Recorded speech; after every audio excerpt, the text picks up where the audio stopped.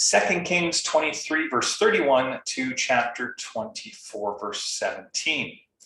Now, within 4 years of Josiah's death, Babylon would invade for the first of ultimately 3 times.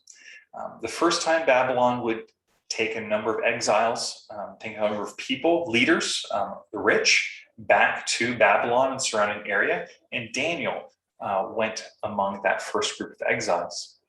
What we read here in this chapter is that Judah was kind of a political prize between the 2 superpowers of the day, or at least of that area of the world, Egypt and Babylon, both looking to have that smaller nation of Judah as a buffer state for protection, taxation, power, but it was a tool, it was a pawn. Babylon would ultimately dominate, forcing Egypt to stay within its own borders, and Babylon conquered, placing on the throne puppet kings, whose essential job was basically keep the peace and pay us our tribute each year.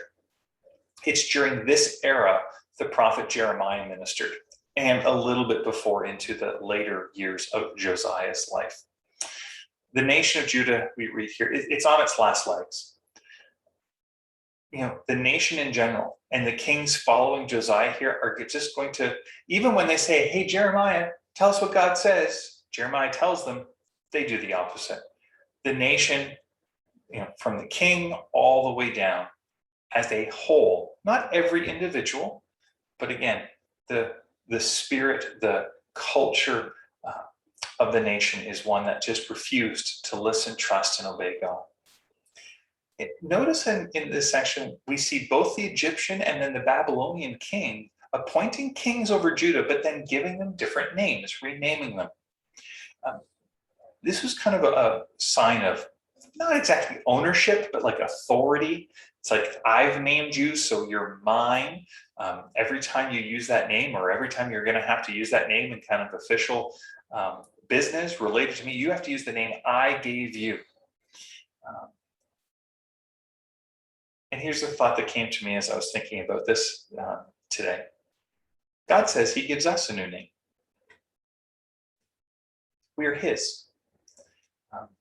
And I'm not sure what your new name is or what my new name is. Some people I know I've talked with, they feel like God, has given them a new name. And that's not necessarily like, change of name from like Graham to Dave. It's from, I'm child of God, or I'm, beloved. A name that speaks to relationship and identity and status and life with God.